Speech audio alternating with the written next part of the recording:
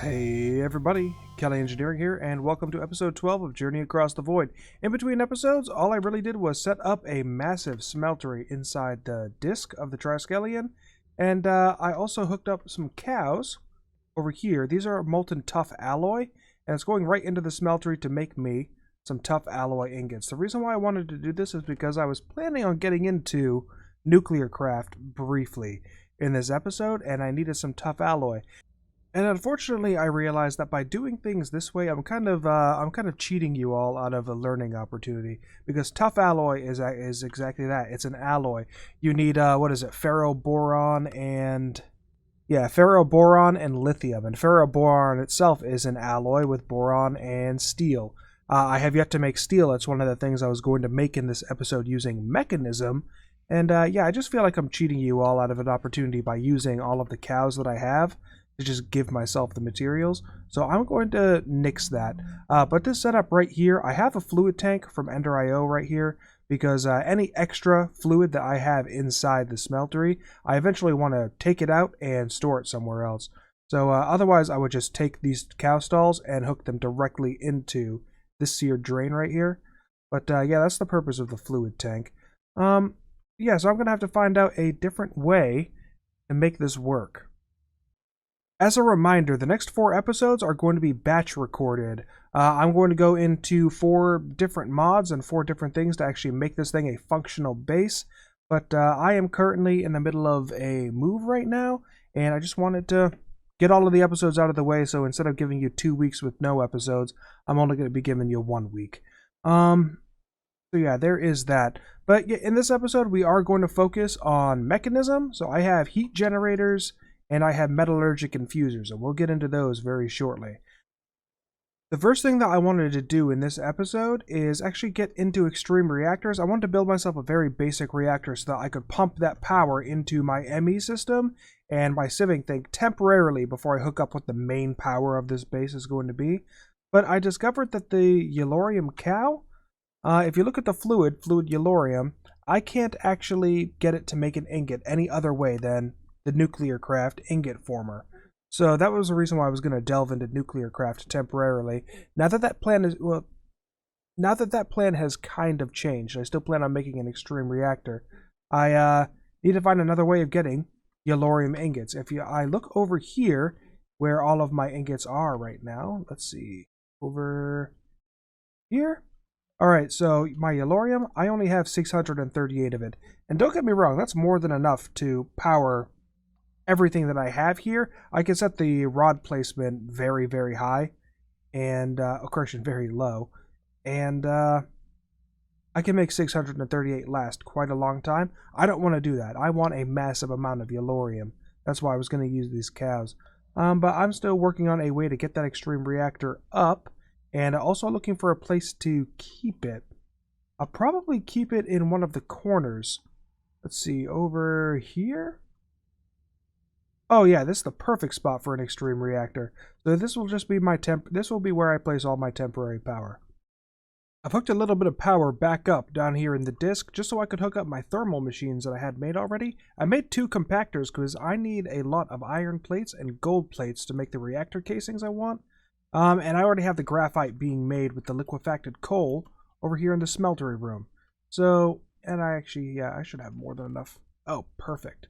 So now that I have all of these, I'm going to make my reactor casings and set up my reactor. There's nothing really special, and I don't know what I'm going to use as a coolant.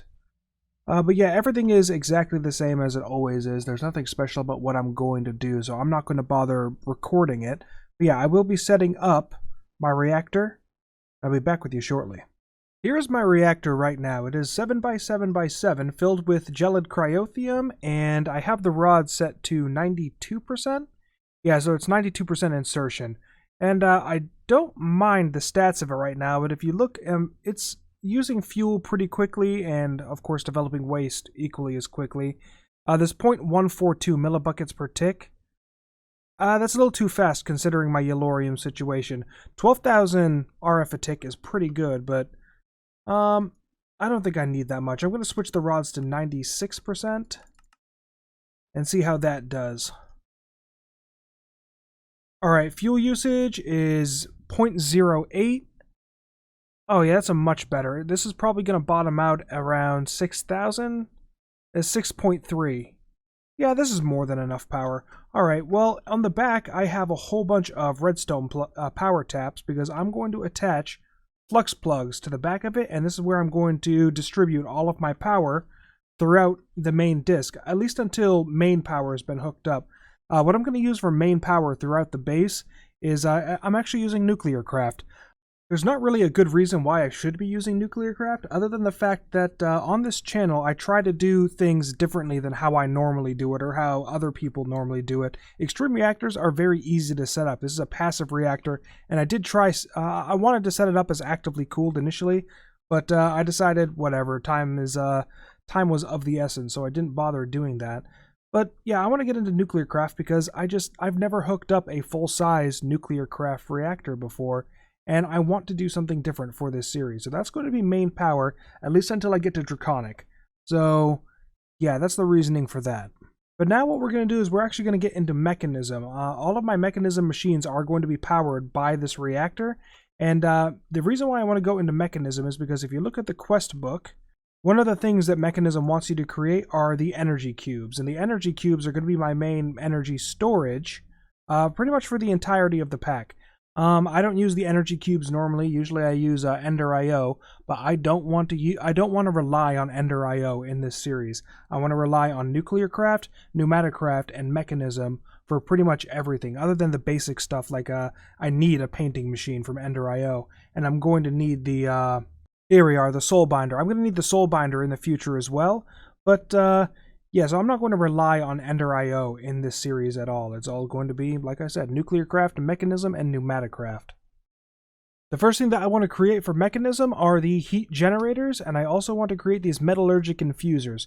So I'm going to set up the heat generators, and there are two different ways that you can do it. You can either put in coal, or there's also a different mode that you can put in, where you can actually place lava blocks around the heat generator, and it will produce power that way. That's the route I'm going to go because I don't feel like constantly pumping coal into this thing, but I'm going to be using these heat generators for now on my metallurgic infusers, and I've already filled up my handy bag with osmium because you're going to need a lot of osmium using Mechanism, and even more redstone than that. So I have a lot of redstone here, and even then it's still not enough. And I'm also going to have to fill up on osmium a little bit later as well. You'll find out once I actually set up the metallurgic infusers and show what those can do. Now I have the heat generator set up, and I just threw in 32 coal into this input, and it is generating me quite a bit of power that you can see over here. So right now it's producing 29.96 RF a tick, and yeah, it's working a treat. You also have a heat generator over here, and it is not producing any power whatsoever, even though it is surrounded by lava. Well, that's because you actually have to submerge it and surround it. Well, thank goodness I'm fireproof. So I have it right here. Let me wait till I'm not on fire anymore. There we go. Now that I have the heat generator submerged, you see it is producing power just very slowly. It's 939.93 milli-RF a tick for having it submerged in lava or surrounded by lava blocks. If I had placed the generator right here, then it only would have seen these 5 lava blocks and would be producing me power much slower. I know I said I wasn't going to go the coal route, but because it produced power pretty quickly and doesn't really use all that much. Oh wow, okay, that one piece of fuel filled up that much. I'm going to make a whole bunch of powdered fuel because it's not that difficult to make anyway. It's just gunpowder, gold powder, and then some coal dust. Super easy. I'm going to make a bunch of powdered fuel, and that's what I'm going to be using to power these heat generators.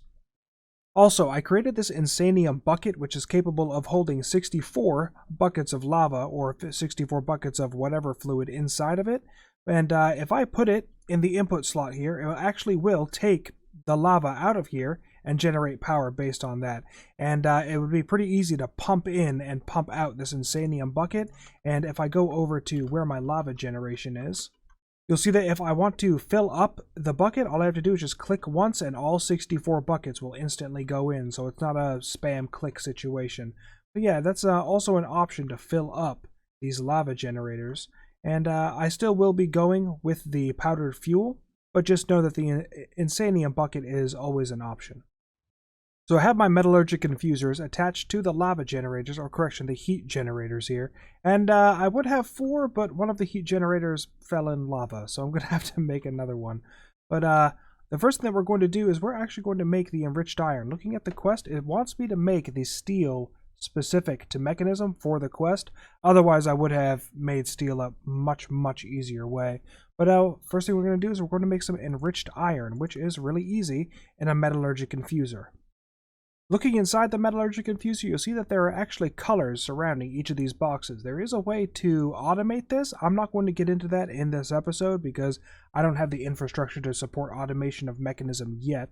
But whenever you click this button, this side config, you'll see that each color applies to one of the different boxes. So this red box is the input. Purple is for infusing, green for energy, blue for output. So if I wanted to inject the power into this area using automation, using the Mekanism cables, I knew that in the back, energy is accepted, and that's how I'd fill my energy up. But regardless of that, we are going to get into making that enriched iron, so I need iron. Here we go. Now, putting it inside the metallurgic infuser isn't enough. You also need to add that infusion that we were talking about. And in the enriched iron's case, it just happens to be coal.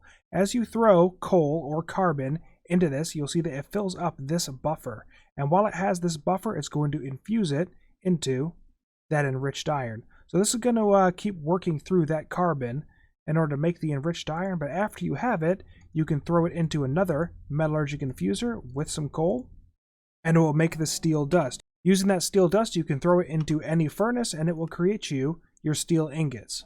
So what I'm going to do is I'm going to accumulate a whole bunch of steel dust, throw it into one of my furnaces, probably the thermal furnace since it's the fastest right now. And once I have that steel, that quest will be complete and I can actually move on to the true Mekanism stuff. So this is going very slow, and there are speed upgrades that you can throw in here, but unfortunately to make those I need enriched alloy, which is the next thing that we're going to get into. Energy upgrades are also something I want to throw in for the upgrades, and they're put in right here. It's a little weird how they're input, so once I actually make some, I'll go over that, but they are available, and eventually I will have every single one of these metallurgic infusers upgraded. The next thing we're making are the enriched alloy, and I need to make a heck of a lot of these because each one of the alloys turns into the next tier. And if I'm going to make the atomic alloys, which are required to make the quantum entangle porter, which is very important to me, but is somewhere in the future. Where are you? Here we are, the ultimate energy cube. This is my goal for this episode, is to have this ultimate energy cube, and that's no small feat. It's a lot of energy, it's a lot of redstone. So I have already put in 2 pieces of redstone into the metallurgic infuser, and 1 piece of redstone is 10 redstone in the metallurgic infuser, which means if I add 2 pieces of iron, it should complete. There we go. Alright, so 1 piece of redstone for 1 piece of iron. It's a very easy conversion. I'm going to insert all of these and just let it ride. Now I've already made a flux point to go on the back of this, and I've made some other flux points over here. Here we go. So I'm going to put them on all of these metallurgic infusers and going to just throw in all of my redstone. Like I said, I need a lot of this enriched, so we're gonna go for it. Now this dump over here, if you see when I pressed it, all of the coal that was in here, all the carbon rather, that was in here is now empty. So if you don't need this carbon anymore, and it's a waste of coal, but that's perfectly fine. I've just dumped all of it, and now it's ready to actually input some redstone into it. Periodically, I'm coming through and looking at my reactor just to make sure that I'm not outputting any more than what I'm asking of the system. So all 4 metallurgic infusers are going right now, and yeah, my energy is not taking a hit at all. So yeah, I'm very happy with that. I'm going to keep checking on it as I add more Mekanism machines to this, and eventually once I have the energy cube, I won't really have to worry about it anymore. So while I have the enriched alloy cooking up, I've also started working on the basic control circuits. I'm going to need these basic control circuits in order to make my next machine, which is the enrichment chamber. Now the enrichment chamber recipe can call for any one of the electronic circuits from Industrial Craft or Mekanism, and they can be swapped willy-nilly. So if you're making an Industrial Craft machine, you can also use the Mekanism basic control circuits. But what I want for this enrichment chamber is to make the... oh wow, that is way too much. I want to make this compressed diamond. I could also have crushed diamond go in here, but in order to make the next, here we go, the reinforced alloy, I need to have this compressed diamond in there. I can use crushed diamond from nuclear craft, or wait, there's a crushed diamond from Mekanism as well? Oh, the recipe's been removed for the diamond dust. Okay, so Mekanism diamond dust is not an option, but regardless, compressed diamond or diamond dust can be used to make the next tier of alloys. So I made 4 more metallurgic infusers over here, and I have also installed upgrades into each of them. There are a total of 8 speed upgrades and energy upgrades in each of these. The energy upgrade, just like it says, increases energy efficiency and capacity of the machinery, and then the speed upgrade increases the speed. Depending on the amount of upgrades that are inside, the effect will be greater. So the effect is 10 times the speed on here, and actually, let's just grab some iron. Redstone, osmium. I'm going to throw it in here so you can see how quick this is. Now, I have been making the basic enriched alloys and the basic control circuits, and I am just about ready to start the next step of this, which is to make basic energy cubes. I have everything set up in the main portion of the hub, and as you can see, I have everything set up to make a lot of energy tablets. I'm going to need a full stack of energy tablets for each tier of the energy cube. So basic energy cubes, I'm going to need a full stack because I'm going to make 32 basic. Full stack for the 32 advanced energy. I have everything already over here. I just have to make the energy tablets. Unfortunately, I do not think they stack. Yeah, they don't stack. Alright, so that is the really annoying thing about this. I really should just make a crafter for this, but whatever, I have no problem, and it's not really going to take all that long.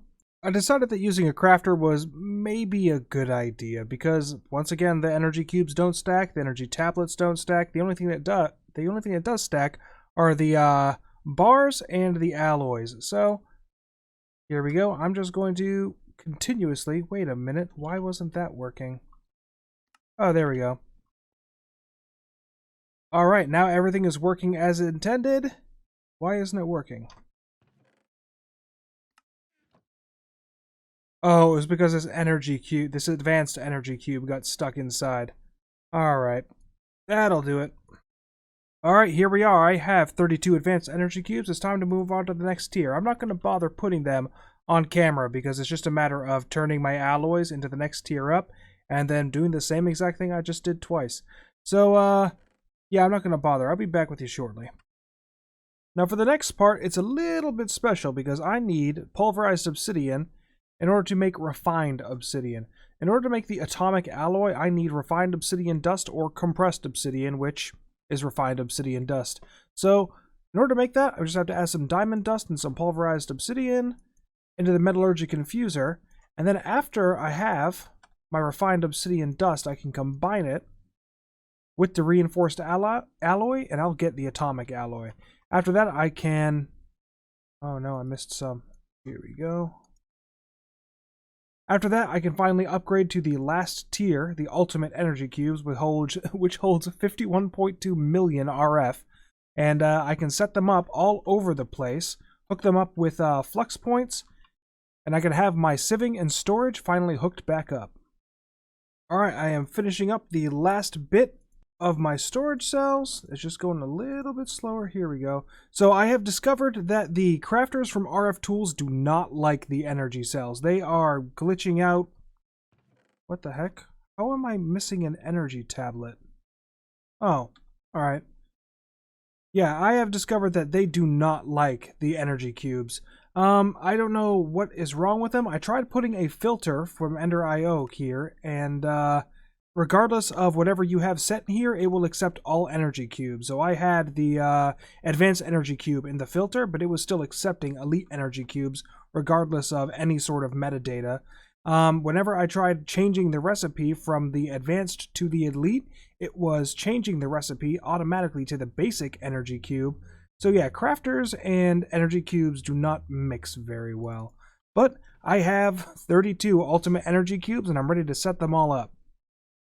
So here is a quick preview of how I'm going to be hooking all the power up. I have my ultimate energy cubes here, and I still need to make a flux point for it, but all of the energy is running into the bottom of each of the pulvises, and it will also be running down at the bottom here, and then the 7 machines that are right about here in the center.